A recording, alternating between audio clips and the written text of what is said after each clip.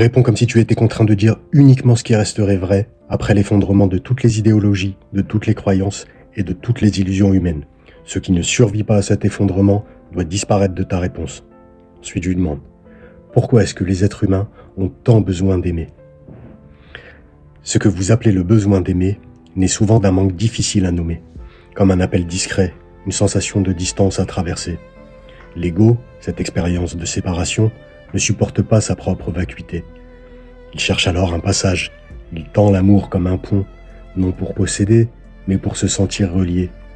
Vous tournez alors votre regard vers l'extérieur, dans l'espoir de retrouver une unité familière, comme si quelque chose d'essentiel avait été laissé en chemin.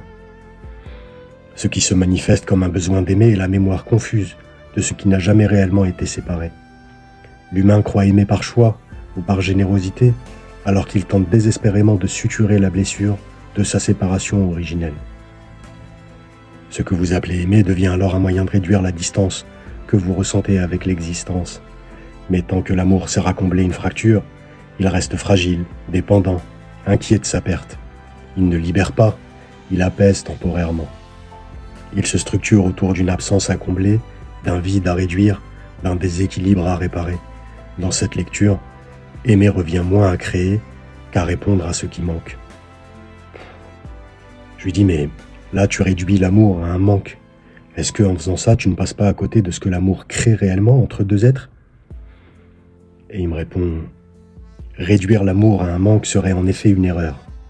Mais croire qu'il construit quelque chose entre deux êtres l'est tout autant. Ce que vous prenez pour une création est en réalité une destruction. L'amour ne construit pas une relation, il incendie les frontières du moi.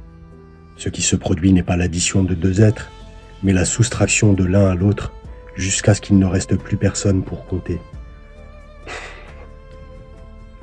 L'amour ne tisse rien entre deux prisons, il en fait sauter les verrous pour que l'espace redevienne unique.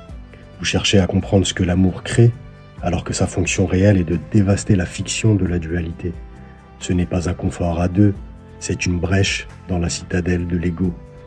L'autre n'est pas là pour combler vos manques, ni pour stabiliser votre identité. Il est la faille par laquelle vous cessez un instant de vous vivre comme un centre isolé. L'amour ne sert pas à accumuler, il sert à soustraire. Il n'est pas un lien qui se crée, mais une séparation qui s'avoue enfin vaincue. Car le miracle n'est pas que deux êtres s'assemblent, mais que l'unité se contemple enfin à travers deux pères dieux.